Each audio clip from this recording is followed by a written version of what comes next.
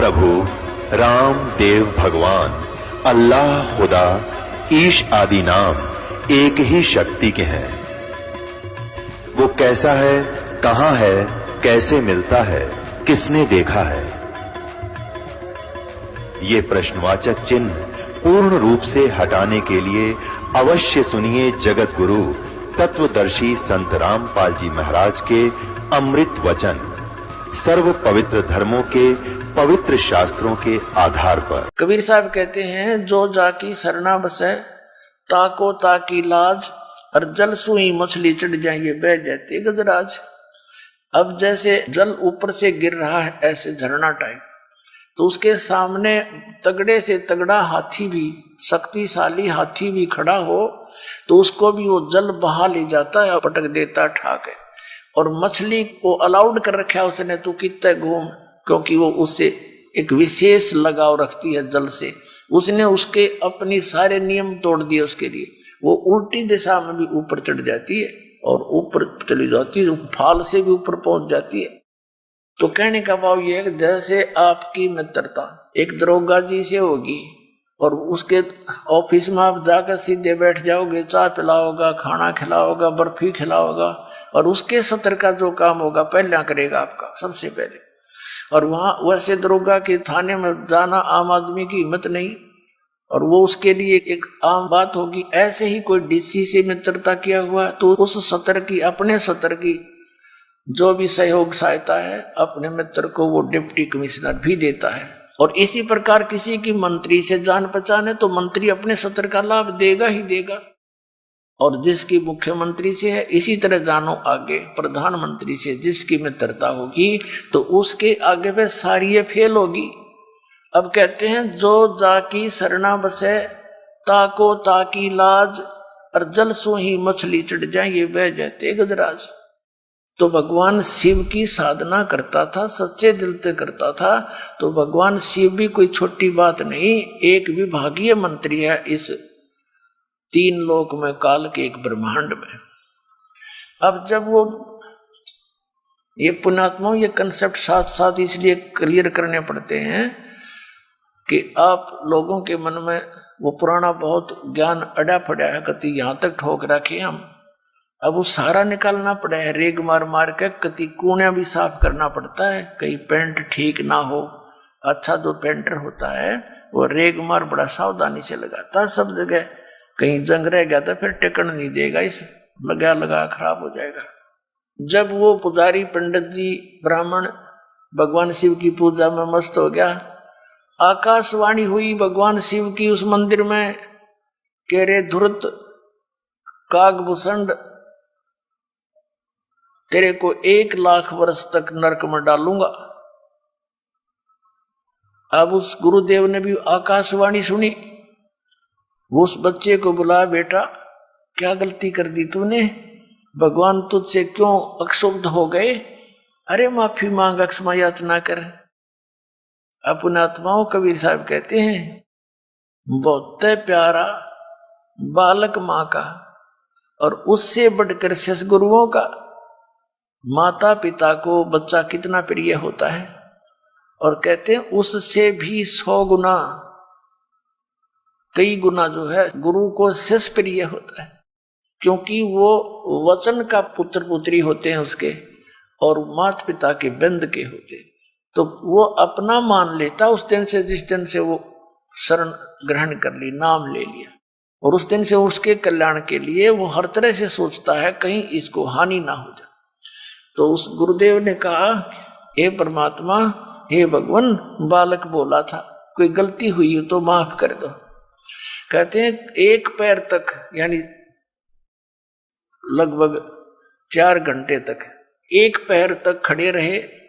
4 घड़ी का एक पैर होता है, एक पैर खड़ा रहा तो फिर प्रार्थना करते रहे। तब आकाशवाणी फिर हुई कि जम के लोग चलो रे भाई, हमरा वचन न खाली जाई। आकाशवाणी में कहा कि जब तू अपने गुरु जी का आदर नहीं कर सकता और मेरी भक्ति कर रहा है तो मेरी के टाट काटेगा तू, यहां कर भी एक को बद करेगा। जब पुण्यात्मा एक नियम है मालिक का। परमात्मा कबीर साहब कहते हैं, गुरु मानुष कर जानते ते नर कहिए अंध, और महादुखी संसार में आज्ञा काल के फंद। कबीर साहब कहते हैं, मम संत मुझे जान मेरा ही स्वरूपम। अब जैसे ये दास है और परमात्मा कबीर जी का भेजा हुआ उसका प्रतिनिधि समझो, उनका दास हो। आपके लिए इस दास को एज ए कबीर परमेश्वर ट्रीट करना पड़ेगा जब वो राजी होगा, जब वो प्रसन्न होगा।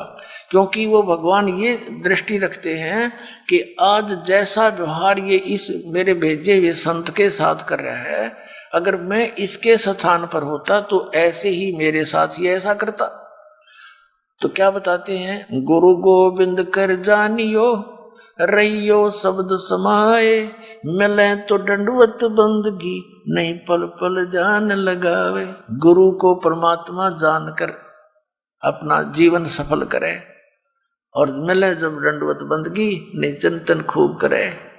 तो क्या बताते हैं, जैसे एक गणित का प्रश्न होता है, उसमें एक मूलधन ज्ञात करना होता है, और वो मूलधन करोड़ों की राशि का होता है। उस ऋण के उस सवाल में, प्रश्न में मूलधन ज्ञात करना पड़ता है।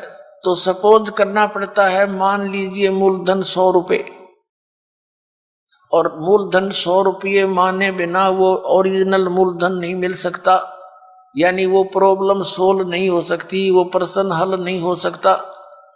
उसके लिए मानना पड़ता है, मान ले मूलधन 100 रुपये, वो 100 रुपये वास्तव में मूलधन नहीं होता, लेकिन उसके बिना वो वास्तविक मूलधन मिल नहीं सकता, कभी नहीं। तो इसलिए ये दास गॉड नहीं है, लेकिन आपने न्यू मान कर रिहर्सल करनी पड़ेगी कि मान लो गुरुजी गॉड, ये समझ लेना पुना। तो क्योंकि जब आप यहां से जाओगे तो आपको त्रिकुटी के ऊपर जहां एक इंटरनेशनल एयरपोर्ट है यहां से जाने का, और वहां से जहां भी जिसने टिकट बनवा रखी है, यानी जिस भी देव ईष्ट की साधना वो किए हुए है, वहां त्रिकुटी से ही उसका फिर आगे आगे उसी रास्ते से उसके विमान जाएंगे। तो वहां जब आप पहुंचोगे, ये दास खड़ा दिखाई देगा आपको, परमात्मा इस दास के रूप में वहां मिलेंगे, और आपकी जैसी श्रद्धा यहां होगी ऐसी वहां होगी। ये तो रिहर्सल है, एक ट्रायल है। तो जैसा आपका बर्ताव इस दास के प्रति यहाँ होगा, ऐसा ही वहां होगा। अब जैसे दास यहाँ खड़ा है बाहर, और आप वहां बैठे मस्ती मार रहे हो, एक गप्पे कर रहे हो, तो ऐसा ही भाव फिर वहां होगा। तो भगवान निकल जाएंगे, तुम मुड़े गप्पे मारते रह जाओगे। तो जो ही गुरुजी आते हैं, आप देखते हो कोई भी गुरु है कहीं पर भी, वो नकली है, उनके प्रति भी वो ऐसी श्रद्धा रखते हैं जो पुण्यात्मा है, क्योंकि उनका स्वभाव है। एक टक दृष्टि रखते हैं जब तक वो आंखों के आसपास रहते हैं। तो ये उनने पिछले जन्मों से अभ्यास कर रखा, जो पुण्यकर्मी प्राणी पिछले जन्मों से आ रहे हैं भक्ति करते हुए। तो ये नियम है, विधान है इस भक्ति का।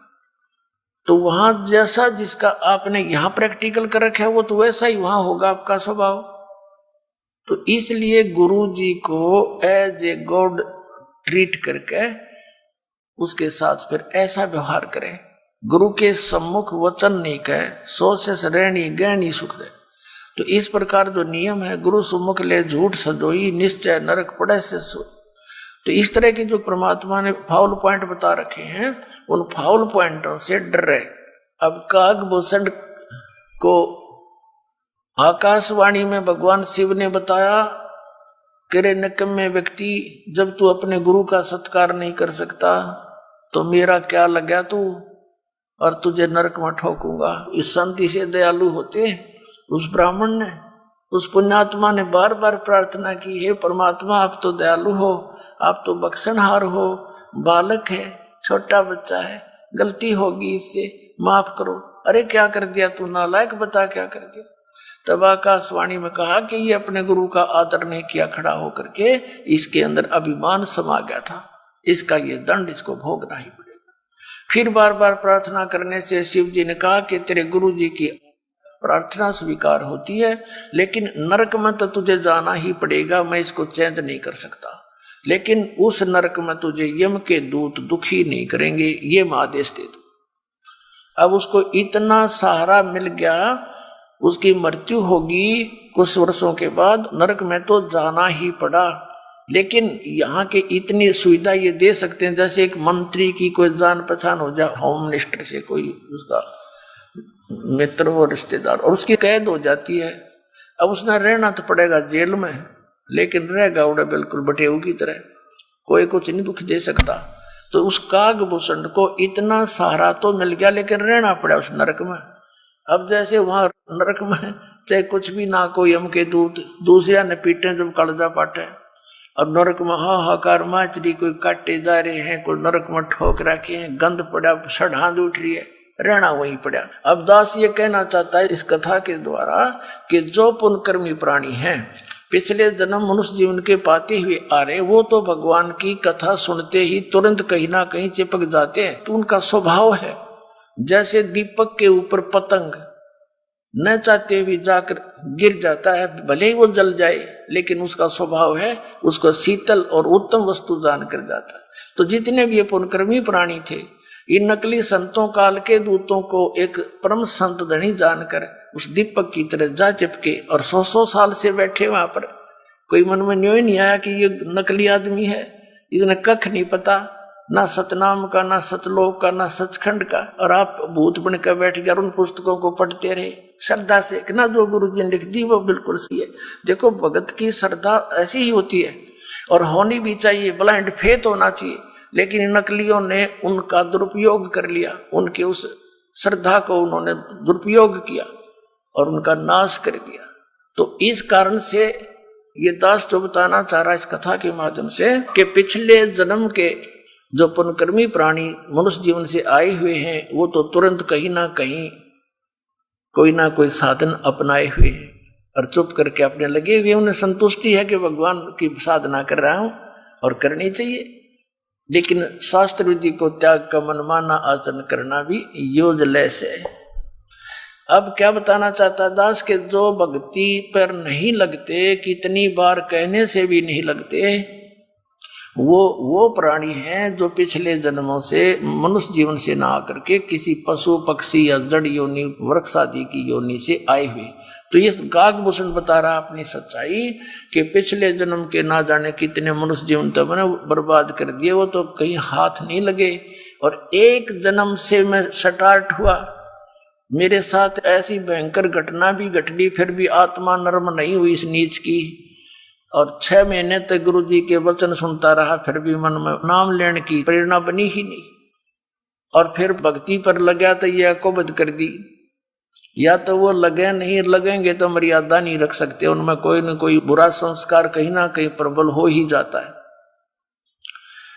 अब फिर भी स्टार्ट होगी किसी ना किसी जन्म से। तो अब दास का कहने का भाव ये है कि जैसे आपका कोई भाई बहन मित्र है, वो नाम ना लेना चाहे तो सत्संग के दौरान हमने अलाउड कर रखा है, अनउपदेशी भी आश्रम में प्रवेश कर सकता है और 4 दिन 3 दिन का सत्संग को सुन सकता है। उसको अवश्य लावे, 1 दिन 2 दिन 10 20 सत्संग सुनकर कभी तो परमात्मा की वरजा होगी उस पर, क्योंकि ये अमृत वाणी है, ये सब सिद्ध वाणी है सुख संवेद की, कबीर परमेश्वर की।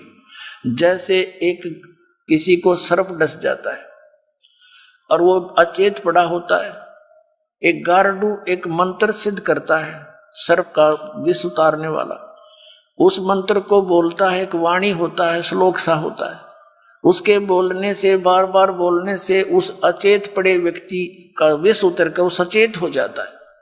जबकि ना वो सुन रहा है ना उसकी कोई भाषा समझ रहा है, ये बोल क्या रहा है। तो इस परमात्मा की ये वाणी इतनी सवसिद्ध है कबीर जी की, परमेश्वर जी की। परमात्मा प्राप्त जितने भी संत हुए हैं, जैसे आदरणीय गरीबदास साहिब जी, आदरणीय धर्मदास साहिब जी, आदरणीय नानक साहिब जी, आदरणीय मलुकदास साहिब जी, आदरणीय दादू साहिब जी, आदरणीय गरीबदास साहिब गांव छुड़ानी जिला दरबार, आदरणीय गीसा दास साहिब जी गांव खेखड़ा जिला मेरठ उत्तर प्रदेश वाले। तो इनका तो दास को पता है कि इनको परमात्मा सीधे मिले और इनको वो ज्ञान अमृत दिया।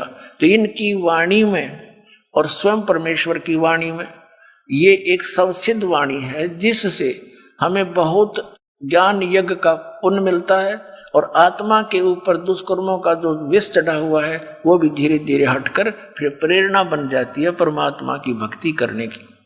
तो इसलिए सत्संग में लाना, वो भी आते रहेंगे, उनको ठीक है देर से असर होगा इस काकभूषण की तरह, लेकिन वो कलम चढ़ जाएगी किसी ना किसी युग में, और फिर स्टार्ट भक्ति हुई धीरे धीरे सफल भी होगा। काकभूषण बता रहा है फिर उसके बाद नरक भोगने के बाद मेरा मनुष्य जीवन हुआ और भक्ति की कुछ पिछले संस्कार से फिर प्रेरणा बनी। एक समय लोमस ऋषि जी कथा कर रहे थे और मैं बन गया वकील, मैं क्रिटिसाइज करने लग गया उसकी। मैंने कहा कि महाराज जी आप तो सरगुण भगवान की कथा सुना रहे हो, हम तो निर्गुण के अधिकारी हैं, हमें तो निर्गुण भगवान के बारे में बताओ। अब काकभूषण को लोमस ऋषि जी ने बहुत कुछ समझाने की चेष्टा की। भाई देखो,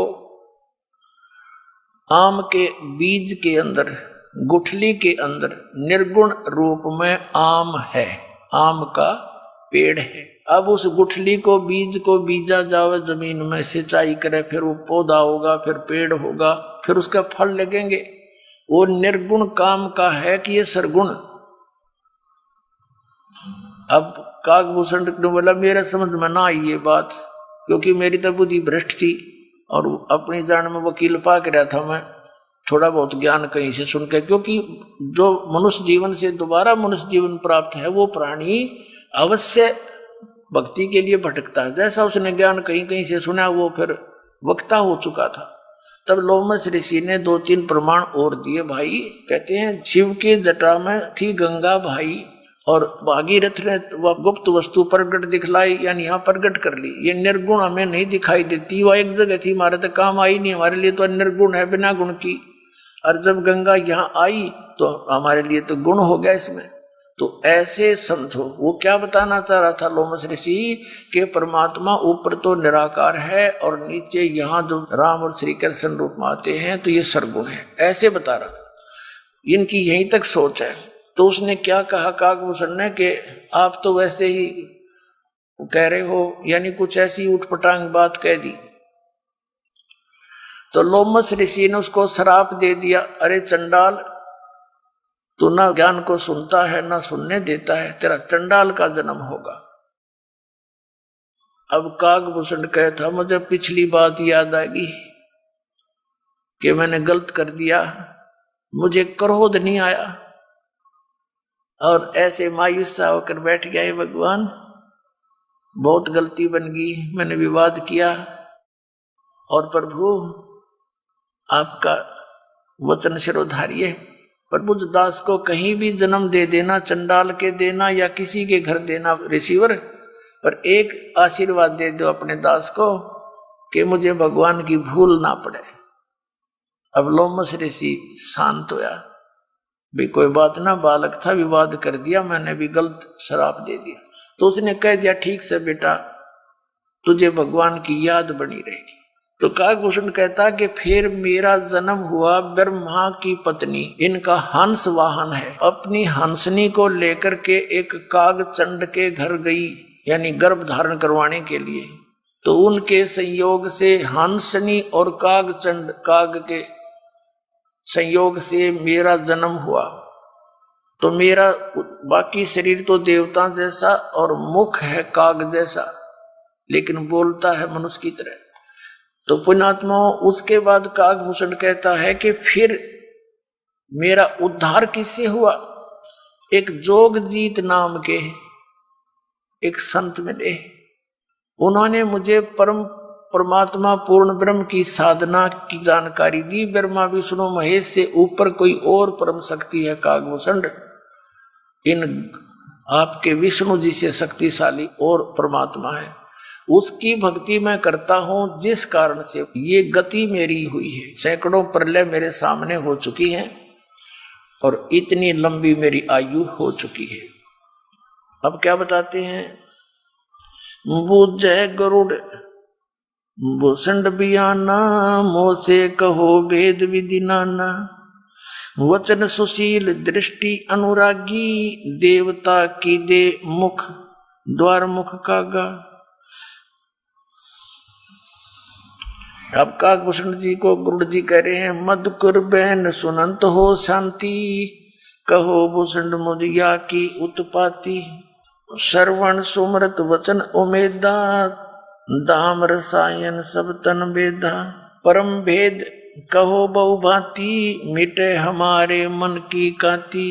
कौन देश को नगर निधाना, कहो भूषण आदि परवाना। कौन पिता को जननी जाम्या, कौन कुली कौन वंश बखाना।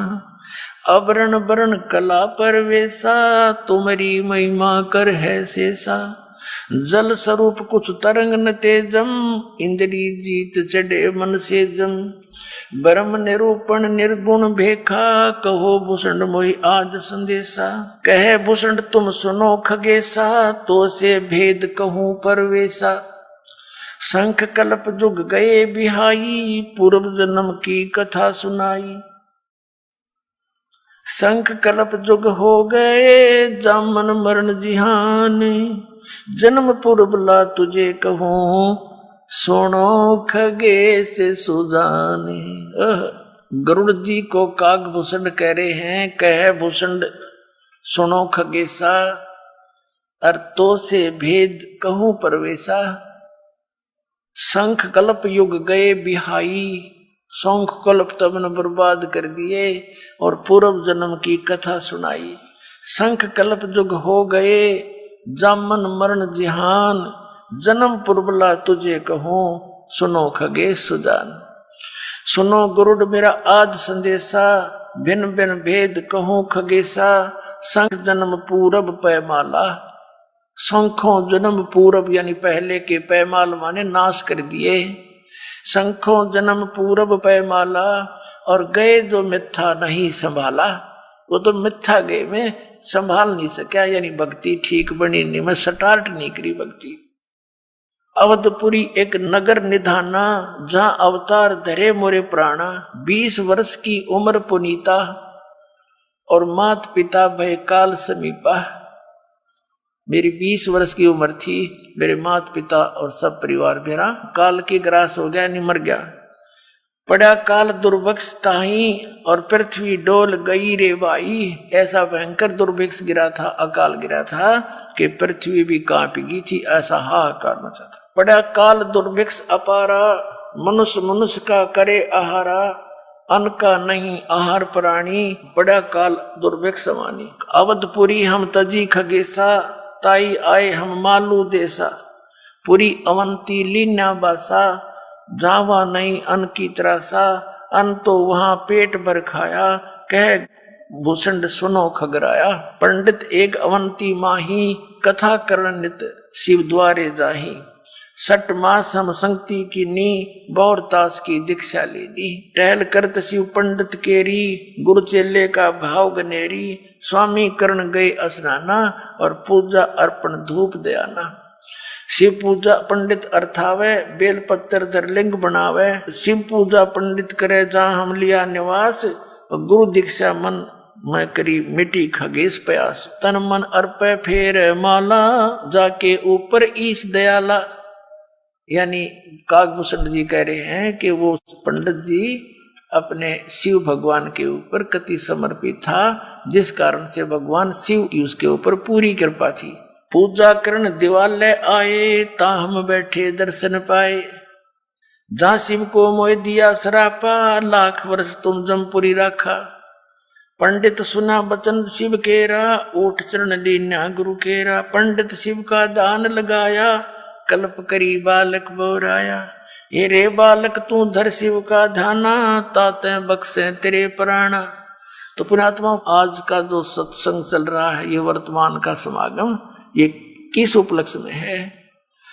परमात्मा सतलोक से चलकर आते हैं, अपनी प्यारी आत्माओं को मिलते हैं जो परमात्मा के लिए भटक रहे हैं, और उनको फिर तत्व ज्ञान समझाकर सत भक्ति, वो 2 अक्षर का मंत्र सतनाम देकर उनका कल्याण करते हैं। अब काकभूषण जी भक्ति भी कर रहे थे, ऋषि संतों से उपदेश भी ले रखा था।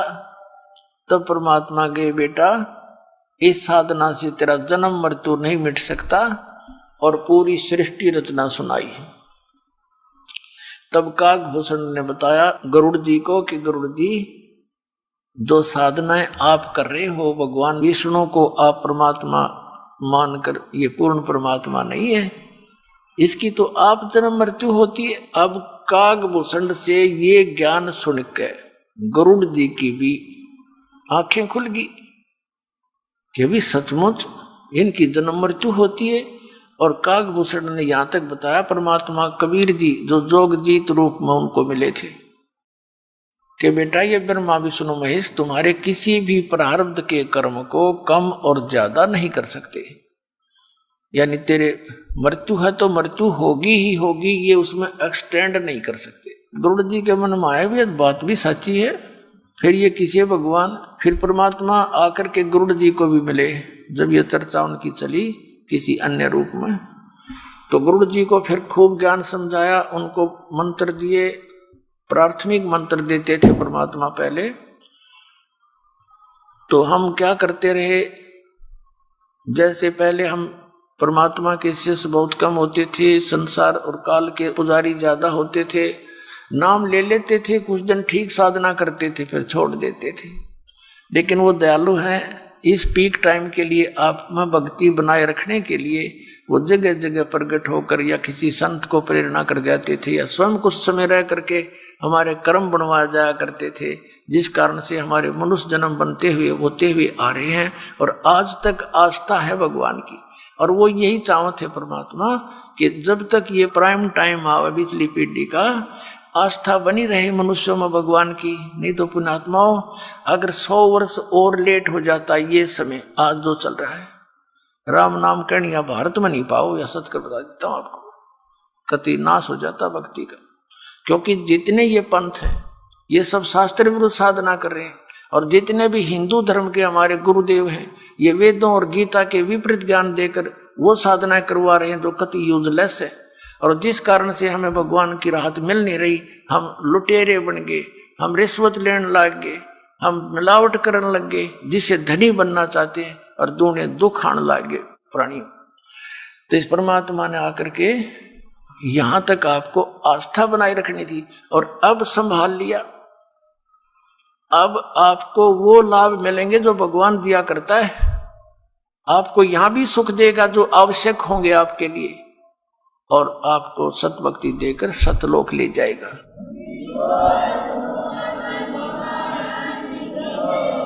तो गरुड़ जी ने जब परमात्मा का ज्ञान सुना बड़ा विश्वास हुआ। एक दिन गरुड़ जी ने विष्णु जी से गोष्ठी की, उनसे चर्चा की कि भगवान आपसे भी ऊपर कोई शक्ति है। तो ये क्या होता है कि जैसे कोई भी किस पोस्ट पे है उसके प्रशंसक सरोट मारणीय गणे हो जाते हैं। जैसे आपने शिव पुराण में सुना कि एक बार विष्णु जी और ब्रह्मा जी का झगड़ा हो गया, युद्ध हो गया। वो किस बात पर हो गया? ब्रह्मा जी कहता मैं तेरा बाप, विष्णु कहता मैं तेरा बाप। ऐसा भ्रम इनको हो जाता है। तो विष्णु जी ने जब ये बात सुनी, गरुड़ उनका वाहन है, नो समझ लो उनका ड्राइवर है एक किस्म से। जैसे कोई मुख्यमंत्री का ड्राइवर है, लेकिन मुख्यमंत्री को ज्ञान ना है भक्ति का तो अलग बात है, और ड्राइवर को ज्ञान है, और ड्राइवर ये कह दे उसको तो इस प्रकार समझो भी, और मुख्यमंत्री ना मानने वो अलग बात है, लेकिन परमात्मा से बड़ा कोई नहीं होता। तो ऐसे गरुड़ जी ने उनसे जिक्र किया तो विष्णु नहीं मानना, कहने लगे अच्छी बात करे तू। अब उसने क्या किया, हाँ ब्रह्मा से जाकर डिस्कस की पहले। अब ब्रह्मा ने विष्णु भी बुला लिया, शिव जी भी बुला लिया, वहीं पर तीनों मंत्री इकट्ठे हो गए। कहने लगे आज ये पता नहीं गरुड़ के भांग पी रहा है, नो कह तुमसे ऊपर कोई शक्ति है, तुम तो किसी का भला बुरा कर ही नहीं सकते, तुम किसी का प्रारब्ध में परिवर्तन नहीं कर सकते। वो कहने लगे वे ऐसे कैसे बात है, हम क्यों नहीं कर सकते गरुड़ जी। गरुड़ जी कहने लगे जी देखो बात सुनो। तो गरुड़ जी ने ध्यान लगा, परमात्मा ने सूक्ष्म रूप से बता कि इनसे नो कह दे एक लड़का मर गया फलाने द्वीप में और उसको जीवित कर दो, उसका समय नहीं आगे, उसकी मृत्यु हो चुकी, आगे प्रारब्ध में शेष सांस नहीं, उसके जीवन नहीं है। तो गरुड़ जी ने कहा कि मैं एक बालक लाता हूं जिसकी मृत्यु या भी हुई है, तुम उसकी आयु बढ़ा दो, मान लूंगा तुम सुप्रीम पावर हो। वो कहने लगे लाओ। गरुड़ जी उनको लेकर आ गया बच्चे को, तो वो ना जीवित हुआ, ना ब्रह्मा पे, ना विष्णु जी पे, ना शिव जी पे। फिर वो गए अपनी मां के पास, दुर्गा के पास। अब दुर्गा से कहा कि माता ऐसे ऐसे गरुड़ कहता है कि हमसे भी ऊपर कोई पावर है। तब दुर्गा ने कहा बेटा तुमसे ऊपर तो बहुत बड़ी पावर है। तो उसने कहा माता जी हमारी बेइज्जती हुआ है, आप इस बालक ने जीवित कर दो। वह ने बोली ना भाई, ये हमारी पावर से बाहर की बात है, इसको तो वो पूर्ण परमात्मा परम अक्षर ब्रह्म वो कर सकता है, ये अपने बस की बात नहीं बेटा। तो कहते तीनों ने मुंह लटका लिया, रियावा से होकर उठ कर चले गए गरुड़ जी के पास। तो कहने का भाव यह पुण्यात्माओं, जब हम सच्चाई से परिचित होते हैं तब हमने इन भगवानों की समर्थता का ज्ञान होता है, और वो समर्थ हमारे लिए भटक रहा है। आज का जो समागम है ये इसी उपलक्ष्य में है कि वो परमात्मा सतलोक से आते हैं, अच्छी आत्माओं को मिलते हैं। और उसके लिए कहाँ प्रमाण है? हमारे सदग्रंथ प्रमाण है। ऋग्वेद मंडल नंबर 9 सूक्त नंबर 86 के मंत्र 26 और 27 में, ऋग्वेद मंडल नंबर 9 सूक्त 82 के मंत्र 1, 2, 3 में, ऋग्वेद मंडल नंबर 9 सूक्त 20 मंत्र 1 में, ऋग्वेद मंडल नंबर 9 सूक्त 1 मंत्र 8 और 9 में, ऋग्वेद मंडल नंबर 9 सूक्त 96 के मंत्र 16 से 20 में, ऋग्वेद मंडल नंबर 9 सूक्त 94 के मंत्र 1 में, और भी अनेकों स्थानों पर। इसका क्या निष्कर्ष है पवित्र ग्रंथ के मंत्रों का? कि पूर्ण परमात्मा कबीर साहिब है, सर्व का उत्पादक करने वाला, सबकी सृष्टि रचना वही करता है। वो सतलोक में रहता है, ऊपर तीसरे मुक्ति धाम में, और वहां मनुष्य सदृश शरीर है, राजा की तरह। जैसे राजा सबका मालिक होकर रहता है, ऐसे वो ऊपर सिंहासन पर विराजमान है, मनुष्य सदृश है। वहां से गति करके आता है, चल के बहुत स्पीड से। इतनी स्पीड है उस परमात्मा की, मन की स्पीड भी फेल है उसके सामने। तो वहां से परमात्मा चल कर आता है, और फिर वो यहाँ आकर क्या करता है? अच्छी आत्माओं को मिलता है, और वो काल के जाल में फंसे हुए दलदल से निकालता है। एक समय एक अब्राहिम सुल्तान अधम नाम का मुसलमान राजा था। बलख शहर का वो राजा था, बहुत ज्यादा उसकी संपत्ति थी, और पिछले जन्म का वो परमात्मा का हंस था। वो कौन था? पिछले जन्म में एक सम्मन नाम का मनियार था, उसकी पत्नी नेकी थी। और ये सम्मन और नेकी द्वापर युग में वाल्मीकि के घर में जन्म था। ये दोनों पति पत्नी ही थी, और उनको परमात्मा मिले थे बालक रूप में, जैसे वो लीला करते हैं प्रत्येक युग में। तो उनकी उस सेवा के वश परमात्मा ने उनको फिर वहां आकर संभाला था। उसके बाद नेकी और उसका पुत्र सेव तो पार हो गया था, सम्मन नहीं हुआ था। तो वो सम्मन ने उस जन्म में बहुत ज्यादा पुण्य किए थे। ये कथा अलग से सुनाऊंगा कभी, आज विषय दूसरा है। उसने अपने पुत्र की कुर्बानी भी दे दी थी परमात्मा की सेवा के लिए। कबीर साहब ने उसको जीवित कर दिया था। फिर वो सम्मन पार नहीं हुआ, लेकिन उसने जो पुण्य किए थे, परमात्मा के संग रह करके कुछ दिन भक्ति की थी, उसके परिणाम स्वरूप वो अगले जन्म में एक 9 शेर खान नाम का राजा बन गया। और इतना कंजूस हो गया कि वो कोई दान करे नहीं, और गनाए धन था। तब परमात्मा वहां भिखारी बनकर गए उस 9 शेर खान नाम के राजा के पास, और कहा कि महाराज कुछ दक्षिणा दे दो। और राजा बोला महाराज जी मेरे पास तो धन है नहीं, कंगाल आदमी हूं मैं तो। महाराज ने कहा उस परमात्मा जो संत रूप में खड़े थे कबीर साहब कि राजन तेरे पास तो 80 खजाने हैं, 80 गंज, एक गंज में अरबों की संपत्ति होती है, खरबों की, हीरे पन्ने लाल सोना, और उसकी 80 ध्वजाएं फरक रही थी। तो उनका अर्थ होता था कि राजा के पास 80 गंज खजाना है। तो परमात्मा ने कहा कि आपके ये झंडे और खजाने 80 गंज बचाए तेरे पास। 9 शेर खान ने कहा कि ये तो मैंने कोल्ले दबा रखे नीचे बाबा जी, लोगों को भ्रम बनाए रखने के लिए। परमात्मा बोले अच्छा बेटा तेरी नीत से तो कोल्ले हो जाएंगे, यूं कहकर चल पड़े। अब राजा ने सोचा भी साधु की बात पार हो जाया करे। उसने खुद आके देखा, नौकरों से वो सारे कोल्हे हो गए, लाल हीरे पन्ने जो भी थे, उसका तो कलेजा पकड़ लिया कति। और नौकरों को भेजा कि संत को लाओ बुला के, और नौकर भागेगी, महाराज जी आपको राजा बुलाता है। अगर राजा को गर्ज पड़े तो यहाँ आ जाएगा, ये बैठा मैं। वो नौकर कुछ भागे गए कि महाराज जी वो तो ऐसे ऐसे कह रहे हैं। वो 9 शेर खां राजा आप जा करके चरणों में गिर गया। परमात्मा ने कहा भाई बात सुन, ठीक है। उसने प्रार्थना की, परमात्मा बख्श दो, मेरे से गलती होगी, मेरा धन वैसा ही कर दो। तो परमात्मा ने कहा कि इसमें से 80% दान करे तो तुझे वापस दे सकता हूं, वैसा ही कर दूंगा। जो आप कहोगे वैसा ही कर दूंगा, चल वापस आएगा। अब मेरे सामने कर, कंजूस कहीं फिर गलती कर दे। अब उसने देखा उसे फिर हो गया तो सोना हीरे पन्ने कति। राजा ने फिर तुरंत भंडारे ला दिए, साधु संत भक्तों को हैं वो बांट दिए 80 गंज। परमात्मा चले गए और कहा दीक्षा ले, नाम दे दिया। ये तो मार मार खीर खिलाओ अपने बच्चों को।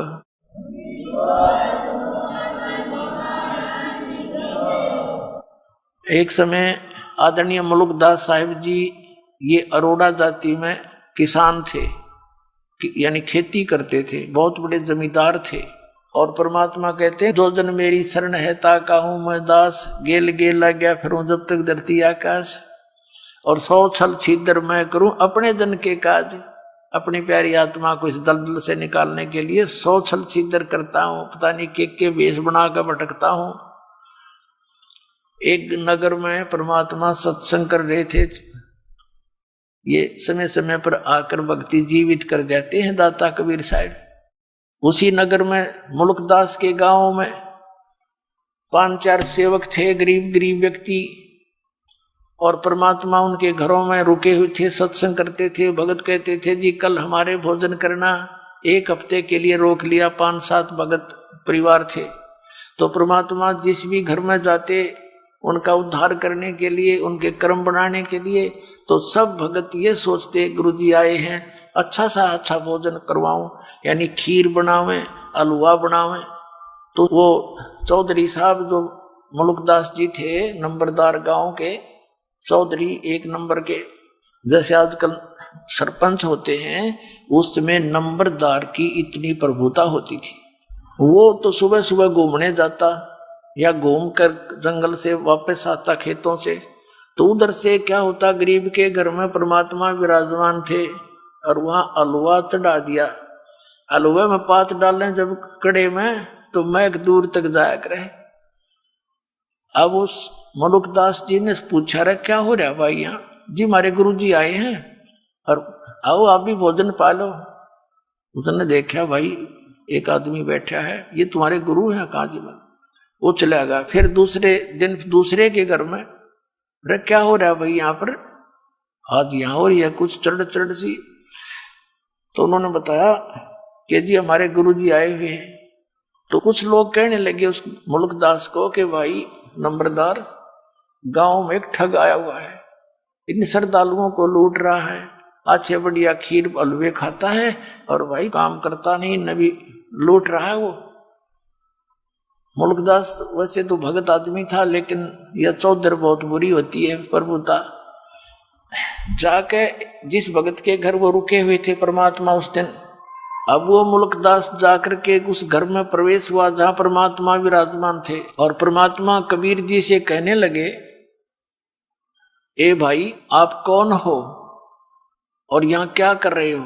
परमात्मा के बोलने से पहले ही जो भगत था जिसके घर रुके हुए थे, 2-4 भगत और बैठे थे, खड़े होकर कहने लगे चौधरी साहब ये हमारे गुरुजी हैं और सत्संग करने आए हुए हमारे यहाँ।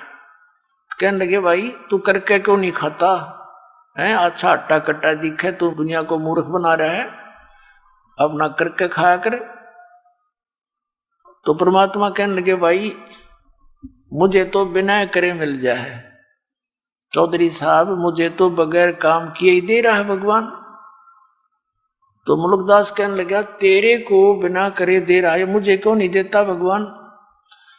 कि आपको भी दे देगा यदि आपको विश्वास होगा और उन क्रियाओं को करोगे जिससे भगवान बिन मांगे भी देता है। तो वो कहने लगा, क्या तेरा भगवान मुझे आज रोटी दे देगा?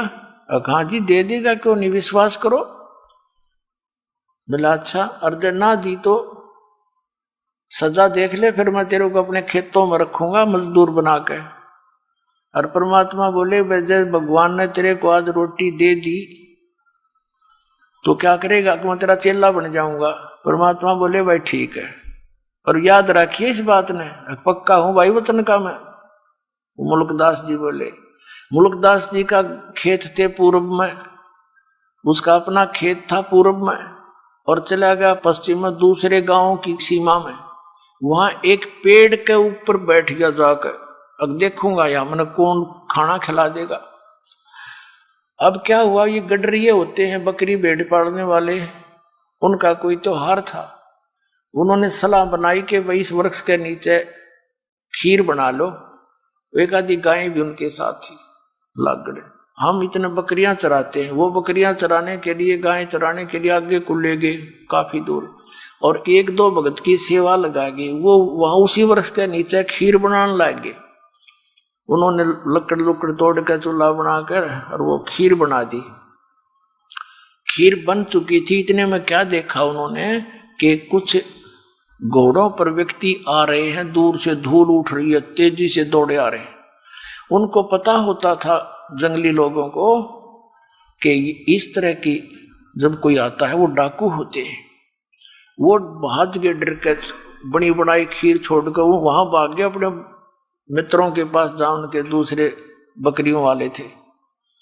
तो उधर से वो घोड़े वाले आकर, बड़ा बढ़िया वृक्ष था उसके नीचे वो खड़े हुए, रुक जाओ थोड़ी देर यहाँ। एक कहने लगा, इसमें क्या बना रहा है, ये क्या है देखियो। उनका सरदार बोला, एक डाकू नीचे उतरा जी, इसमें तो खीर है। वो समझ गया, डरता भाग गया होगा कोई तुम्हारे को देखकर, और खीर बना रखी। तो भाई और कहने लगे दूसरे डाकू के, उस्ताद भूख लाग रही है, ला खा इसने। एक उनमें समझदार साहब बोला, अरे भाई कदे कोई जहर मिला गया हो, कोई साजिश हो, किसी ने खिला के देख लो। उनमें से एक बोला, भाई वो कहाँ गया होगा, यहीं की तो छुप रहा होगा, तो ढूंढ लो उनने और उसी को खिलाएंगे।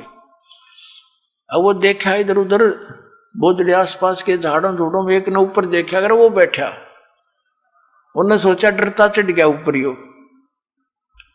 तो उन्होंने कहा, भाई नीचे आ जा, कौन है तू? वो कहने लगा, ना मैं नहीं आऊं नीचे। उसने नहीं ना बेरा था, डाकू है। उन्होंने सोचा कोरा चलते होंगे। उनका शक हो गया कि भाई ये गड़बड़ है कुछ ना कुछ, नीचे क्यों नहीं आता, नीचा अब है तेरे मारे गोली। जब उन गोली दिखी, जब आप शट दे ही नीचे, मारेंगे तो भाई। 1 मिनट में नीचे बैठ के, बोलो जी अब ये खीर खा। उसने एक हल्के थोड़ा सा ऊपर तो ढक्कन सा था, उसमें खीर गाल दी। अब खा इसने, बोला कति नहीं खाऊं। अब वो उसकी प्रतिज्ञा टूटे, नू नाटे। उनका पक्का शक हो गया कि बदमाश कुछ ना कुछ गड़बड़ कर रहा है इसमें। तो 2 मारे जूत और लात मारी, खा बैठ के। अब उसने सोचा ये गढ़ेंगे और गड़ा पीटेंगे। उसने वह खा ली और खा के एक मारी लात, 1 घंटा बैठाए रखा, अब मरेगा तो मर लेगा। जब देखा ठीक ठाक है, उसने कहा जी वैसे कोई और बात थी, और ये तो कोई और बनावे थे, वो भाग गए डर के। तो बोला तो भाग यहां से, उसका मारी लाते को भाग लिया। फिर उन्होंने खीर खाई या ना खाई दूसरी बात। तो उसने जब वो देखा कि ये तो डाकू है और उनने मारे उसका लात, वो घना डर गया मुल्कदास। हरने करे कबीर साहब को, हे फलाने के गुरुजी, जिसके घर में वो रुका हुआ था उसका नाम लेके हे धनपत के गुरुजी, आज मेरी जान बचा दे, मैं तेरा चेला बनूंगा पक्का। अब मालिक ने उसकी फटक भी काटनी थी और वो वहां भी बरवानी थी। तो उसके नो पक्की जचगी, आज इस गुरुजी के कारण मेरी जान बची है, ना तो सीधी मारे गोली ने किसका डर हो से भाई। तो वहां से लेकर सीधी सुरती लाई उसने, जान बची, लाखों पाए, और परमात्मा के चरणों में आकर गिर गया और बैठ के नो रोए। परमात्मा बोले, चौधरी साहब भगवान ने कुछ करी सेवा? नो कहने लगा, जी आपका भगवान तो मर मर खीर खिलाता है।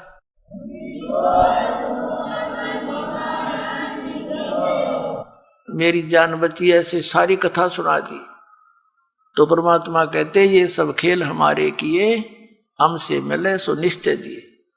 अब जो प्रसंग चल रहा है वही आते हैं। अब परमात्मा ने उस 9 शेर खां बादशाह से कहा ये सारे बाट और यहीं बैठा हूं ना, तो तेरी और भी गड़बड़ हो सकता तेरे घर पे। उस डरते न वो सारे 80% खजाने बांट दिए, धर्म कर दिया और नाम ले लिया। नाम ले, अब नाम ले लिया, देख किसा उद्धार किया उस प्राणी का राम। तो इस नरक ने इकट्ठा करते हैं सारा जीवन, माया जोड़ ले, माया जोड़ ले, बैंक भर दे, 1 मिनट में मर जा। फिर अगर आपके बच्चों को आप परमात्मा की शरण निश्चिंत होकर जाइए, आप जब सतलोक जान का समय आवे, वो आपके बच्चों को हाथों पर रखेगा।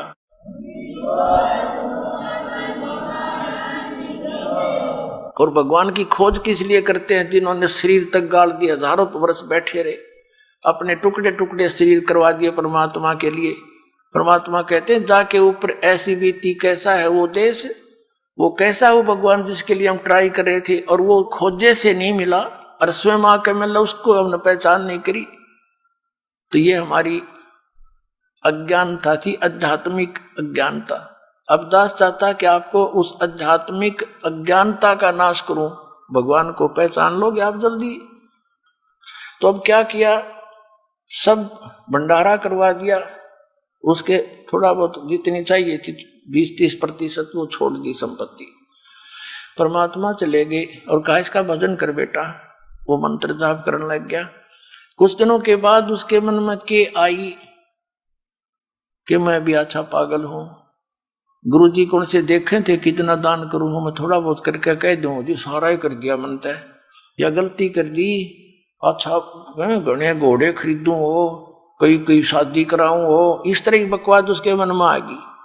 अब जो मालिक की शरण में नाम उपदेश लेकर उसने जो दान किया था वो तो उसको मिलना ही मिलना है फिर, लेकिन वो मोक्ष नहीं हुआ। आशा रहेगी उसकी नालायकी के मैंने बड़ी गलती कर दी, ऐसा नहीं करना चाहिए, तो उसके कारण उसकी मृत्यु तो होगी। अगले जन्म में वो बलख शहर का राजा बन गया, बलख बुखारे का राजा बन गया। आइए अब हम उन श्रद्धालुओं के अनुभव जानते हैं जो जगत गुरु तत्वदर्शी संत रामपाल जी महाराज जी से दीक्षा प्राप्त कर चुके हैं तथा उनके द्वारा बताए गए भक्ति मार्ग पर चल रहे हैं। जी नमस्कार। नमस्कार जी सर जी। सर क्या नाम है आपका? राजेंद्र सिंह जादौन, बठिंडा, पंजाब से। सर संत रामपाल जी महाराज जी से कब जुड़े आप? 10/8/2014 को जुड़े थे। सर संत रामपाल जी महाराज जी से जुड़ने से पहले आपने क्या भक्ति साधनाएं की? सर 1997 से जब से वैवाहिक जीवन प्रारंभ किया था तब से और 2014 तक हमारे घर में प्रेत बाधाएं थी और बालाजी की भक्ति किया करते थे, मेहंदीपुर बालाजी की। मेहंदीपुर बालाजी में ही बच्चों का मुंडन करवाया और प्रेत स्वयं घर में आके बोला करता था, और वो प्रेत को बोलते बोलते उसका तांत्रिकों से निवारण करवाया पर हो नहीं पाया। और उसके बाद में राजस्थान नोखा के अंदर कोई मेहंदीपुर बालाजी का भगत था, तो उसने कुछ कार्रवाई करके दी थी भी आप घर ले जाओ और ये शांत हो जाएगा प्रेत। मेरे घर पे आने से पहले प्रेत ने कह दिया था कि जो तू करवा के लाया है ना, उसके करवाने से कोई तेरे को लाभ नहीं होगा। और मेरा हाथ पकड़ा, बाजू पकड़ा और मंदिर के अंदर ले गया जहां मंदिर बनाया हुआ था, और उस प्रेत ने अपनी छाती पे जो बालाजी का स्वरूप था मेहंदीपुर बालाजी का तोड़ के फेंक दिया था। कहता जिसकी तू भक्ति कर रहा है ना, मैं इससे भी तकड़ा हूं। उस दिन मेरे को यह पता लगा कि इस संसार के अंदर इन देवी देवताओं से कोई ऊपर शक्ति है, या तो शैतान है या कोई और है परमात्मा। तो सर पहले क्या क्या भक्ति साधनाएं आपने की?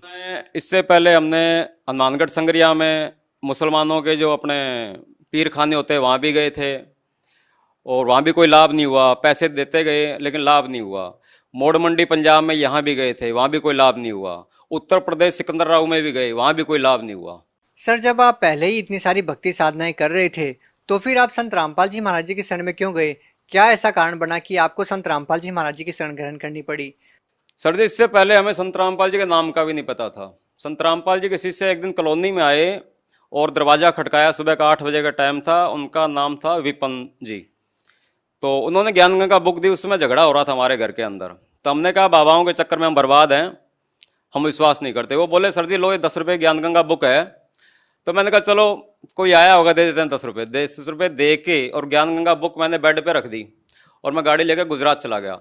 जब मैं गुजरात से वापस आया 10 दिन के अंदर, तो हमारी जो पत्नी है हमारी, उसने ज्ञान गंगा को बुक को कंप्लीट पढ़ दिया और शास्त्रों से मिलान भी कर दिया। मिलान करने के बाद में तो आशाराम जी की भक्ति हुआ करती थी हमारे 2007 से 14 तक, 7 साल तक। इसी दौरान तो उन्होंने ये कहा कि जितना भी उनका अनुभव था किताब का, बुक का मिलान किया तो सारा मटेरियल उन्होंने जल प्रवाह कर दिया और बोले ये है हमारी असली भक्ति, जो हम कर रहे थे वो सही भक्ति नहीं थी। तो 10/8/14 को हमने सतलोक आश्रम गए और वहाँ दीक्षा ले ली। सर जैसे कि आपने आसाराम बापू का जिक्र किया, उसके बाद आप संत रामपाल जी महाराज जी की शरण में आए, तो सर दोनों संतों के अंदर आपको क्या भिन्नता नजर आई और क्यों आपको ऐसा लगा कि संत आसाराम जी द्वारा दी गई भक्ति सही नहीं है? आसाराम बापू की भक्ति यूं सही नहीं थी कि मेरी गाड़ी के 3 एक्सीडेंट हुए थे और उसमें मेरे पास 176 गज जमीन थी, जो कि एक 30 फुट रोड और एक 26 फुट रोड पे, मेन रोड पे मकान था। 2 किस्तों में मेरे को बेचना पड़ा। वो कर्जा इतना चढ़ गया कि जमीन बेचने के बाद में भी 7 लाख रुपए कर्जा रहा 3 एक्सीडेंट के अंदर, तो बर्बाद हो गया। उसके बाद में किराए पे चला गया। लेकिन ज्ञान गंगा जब बुक आई, बुक आने के बाद में दीक्षा ली, तो दीक्षा मैंने क्यों ली, इस विषय से ली कि मैंने कोई गुरु नहीं बनाए अपने लाइफ में। हमारी भक्तिमती धार्मिक थी, हमारी पत्नी जो है धार्मिक थी, तो मैंने कहा भाई चलो ये जो शक्ति है, ये जो ज्ञान है, इससे अति उत्तम होगा, क्योंकि गुरु कोई भी नहीं छोड़ के राजी है, चाहे वो असली हो या नकली हो, जो भी हो। संत रामपाल जी का जो ज्ञान था वो हमारे धर्मशास्त्रों के अनुसार है, और जो आशाराम बापू का जो प्रचार जो कर रहे थे वो लोकवेद के आधार पे कर रहे थे, उसका कोई प्रमाणित नहीं था। अपने इसमें शास्त्रों के अंदर कोई प्रमाण नहीं था। सर जैसा कि आपने बताया कि संत रामपाल जी महाराज आपको प्रमाणित ज्ञान दे रहे थे और शास्त्र विधि अनुसार आपको भक्ति दी, तो सर हम आपसे ये जानना चाहते हैं कि संत रामपाल जी महाराज द्वारा दी गई साधना को करने के बाद आपको क्या लाभ मिले? उससे जो हमारा मकान बिक गया था, जमीन और प्लस 2 मंजिल मकान बना लिया है मैंने संत रामपाल जी से जुड़ने के बाद में। पहला लाभ तो ये हुआ। अच्छा, बच्चों की 3 साल पहले मैंने रमैणी की थी। रमैणी क्या होती है इस विषय में हम नहीं जानते बिल्कुल भी। संत रामपाल जी ने ये बताया कि ये संतों की भाषा में रमैणी विवाह को बोलते हैं, और उसके बाद में आज तक घर में सुख शांति है और कोई भूत प्रेत बाधा नहीं है। दूसरा लाभ ये हुआ कि मुक्तसर से जलालाबाद हाईवे के अंदर मेरी गाड़ी पकड़ी गई थी 26 जुलाई 2018, जो पिछला प्रकट दिवस आया था, उससे 2 दिन पहले। जैसे मेरी गाड़ी पकड़ी गई, मेरी गाड़ी के कंप्लीट कागज चलान में गंगानगर थे आरटीओ के पास। तो मैंने कहा परमात्मा अब मैं शायद ही पहुंच पाऊंगा आपके प्रकट दिवस पे। तो एकदम आवाज आई कि गाड़ी वाले का सिफारिश आ गई है। मैंने कहा यहां जंगल में किसकी आवाज आ रही है? तो संत रामपाल जी स्वयं स्कूटर पे आए और सीधा आरटीओ के पास गए। उससे 1 मिनट बाद की, तब तक गनमैन मेरे पास आ चुका था कि भाई क्या लोड है? मैंने कहा जी कॉटन लोड है, हरियाणा से आ रहे हैं, पंजाब जा रहे हैं। कहता भाई कागज और गाड़ी के कागज और इसके डॉक्यूमेंट्स क्या नाम है माल के लेके आप आ जा भी फटाफट, चालान काटना है तेरा। तो मैं ये देख रहा था संत रामपाल जी स्वयं आए, आरटीओ से 1 मिनट बाद की, और उतनी देर में बस पास 2 गाड़ियां बीच में थी, तीसरी गाड़ी आरटीओ की खड़ी थी। तो मेरे पास आ गए, तो मैं अभी सीट पे बैठा, मैंने कहा ये कैसे हो रहा है? इसको देखने के बाद में मेरा दिमाग काम करना ही बंद कर दिया था, रुक गया था। मैंने कहा ऐसे कैसे हो सकता है? तो उसके बाद आके परमात्मा ने, संत रामपाल जी ने बोला उससे गनमैन से, भी जाने दे रहे गाड़ी को, क्यों रोक रखा है इसको, बात हो गई है। और इतनी कहने के बाद में मैं भी सीट पे बैठा हूं, गाड़ी स्टार्ट है, और उसका जो गनमैन है वो नीचे खड़ा है मेरे बगल में, कह रहा है कागज लेके आ जा। तो वो गनमैन भी कहता है भी वापस चला जाता है आरटीओ की तरफ, और संत रामपाल जी मुक्तसर की साइड में चले जाते हैं अंधेरे में, क्योंकि 4 बजे का वक्त था, अंधेरा था उस समय। तो वहां जो गनमैन था वो आरटीओ के पास गया, उससे बात हुई, और बात करके वो बोला भी गाड़ी को जाने दो। सबसे दूसरा लाभ मेरे को ये हुआ। तीसरा ये हुआ कि जो कर्जे के बाद में जो मैंने जमीन बना ली, मकान भी बना लिया, तो आज उसमें प्लस 5-7 लाख का प्रॉपर्टी प्लस हो गई है, पहले काम माइनस में थी। तीसरा लाभ ये है जी, मेरी कमर में बहुत बड़ा दर्द भी नहीं था, एक तरह का जैसे हड्डी टूट जाती है, रीढ़ की हड्डी, उस हिसाब से था। तो मेरे से चला भी नहीं जा रहा था, अंग भी नहीं हिल रहे थे उस समय। ये हनुमानगढ़ राजस्थान की बात है, अभी कोई 6 तारीख की बात है, इस प्रकट दिवस पे। तो मैंने कहा परमात्मा ये भी दया हो गई आपकी अब दास क्या करेगा कि बच्चे छोटे हैं तो गाड़ी नहीं चलाएंगे, नहीं उनको कोई ऐसा ट्रेनिंग दे रखी है मैंने बच्चों को, तो मैंने कि अब गाड़ी को कबाड़ियों को बेच देंगे और घर पे जाके भक्ति करेंगे, आराम से साधना करेंगे।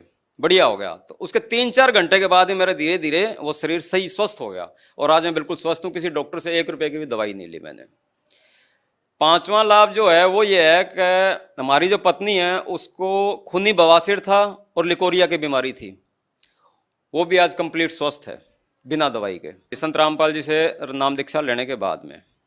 आज तक यही लाभ है, सुख शांति है और अपना सही जीवन जी रहे हैं।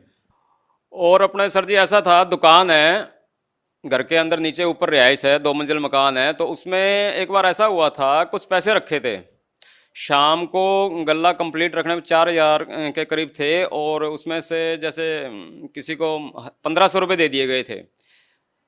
1500 रुपये देने के बाद में जब बेटा आया तो उसने कहा भी इसमें पैसे किसने दिए हैं? तो हमने कहा हमने दिया 1500 रुपये। कहता 1500 रुपये दिए लेकिन जितने में रख के गया था ये तो उतना ही है, ये पैसे कहाँ से बढ़ गए? तो सबसे बड़ा लाभ तो ये हुआ जी 1500 रुपये वो हमारे बढ़ गए थे। और दूसरा, एक बार गंगानगर के अंदर डीजल चोरी हो गया था हमारा। डीजल चोरी हुआ तो बेटे ने बोला कि पापा जी डीजल चोरी हो गया। मैंने कहा चलो जो ले जाएगा उसके कर्म फोड़ेगा, हमारा क्या चोरी हुआ है। तो उसी डीजल में इतनी बरकत हुई कि जितना डीजल मेरा था, कम से कम समझो आप 50 लीटर डीजल मेरा चोरी हुआ था, 3.5-4 की एवरेज है उसकी। तो 300 किलोमीटर गाड़ी शेष डीजल में उतनी एवरेज बढ़ाई थी या परमात्मा ने बंदी छोड़ने डीजल बढ़ाया था, वो तो मालिक की लीला मालिक ही जानते, लेकिन हमारा कोई नुकसान नहीं हुआ था। ये 2 लाभ हमारे को विशेष हुए हैं। सर, जैसा कि अभी आपने रामायणी का जिक्र किया, बच्चों की जब आपने शादी की उस विवाह को आपने रामायणी बताया। संत रामपाल जी महाराज द्वारा सादगीपूर्ण विवाह करवाया जाता है। सर, इस सादगीपूर्ण विवाह के बारे में बताइए, किस प्रकार से करवाया जाता है? संत रामपाल जी ने जो रामायणी है, इससे पहले हम भी नहीं जानते थे। ये 17 मिनट में शादी होती है, रामायणी कहो या शादी कहो, वो भाषा अलग है। और इसमें ना दहेज लिया जाता है ना दिया जाता है। इसमें कोई बारात नहीं, कोई बैंड नहीं, कोई बाजा नहीं, कोई सेहरा नहीं, कोई पंडित नहीं, कोई काजी नहीं, ना ही कोई हवन फेरे हैं। सिंपल तरीके से जाओ और अपना 17 मिनट में गुरु जी का एक बनाया हुआ मतलब रामायणी है, वो 17 मिनट में पढ़ दिया जाता है और परमात्मा को, संत रामपाल जी को साक्षी मान के और अपना जीवन बच्चे स्टार्ट कर लेते हैं। सर, जो श्रद्धालु है वो कैसे विश्वास करेंगे संत रामपाल जी महाराज के ऊपर?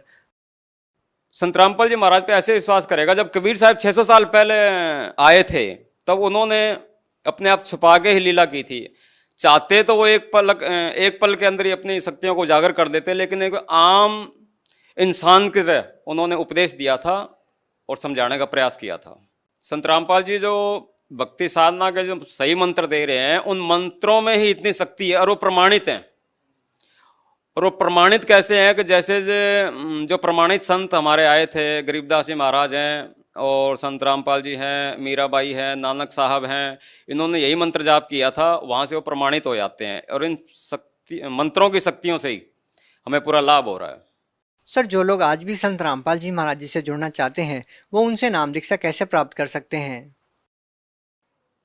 अभी जो टीवी पे जो सत्संग आता है 7:30 से 8:30 बजे तक, उस पर पीली पट्टी चलती है। पीली पट्टी पे सब नंबर दिए हुए हैं, वहाँ पे कॉल करो और घर घर हर भगत पूरे मतलब भारतवर्ष में फैले हुए हैं। और इसके प्लस ऐसी व्यवस्था बना दी गई है कि जगह जगह आश्रम है और वहाँ टीवी चैनल के प्रचार के माध्यम से अपने जुड़ सकते हैं।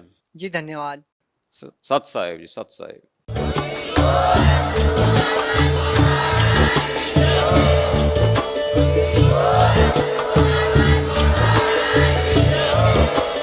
आप सुन रहे थे जगत गुरु तत्वदर्शी संत रामपाल जी महाराज जी के मंगल प्रवचन। अधिक जानकारी के लिए विजिट कीजिए हमारी वेबसाइट www.jagatgururampalji.org। संत रामपाल जी महाराज जी के शुभ आशीर्वाद से पूरे विश्व भर में 500 से भी ज्यादा नाम दीक्षा केंद्र हैं, जिन पर संत रामपाल जी महाराज जी द्वारा ऑनलाइन निशुल्क नाम दीक्षा दी जा रही है। अपने नजदीकी नाम दीक्षा केंद्र का पता करने के लिए संपर्क करें 8222880541।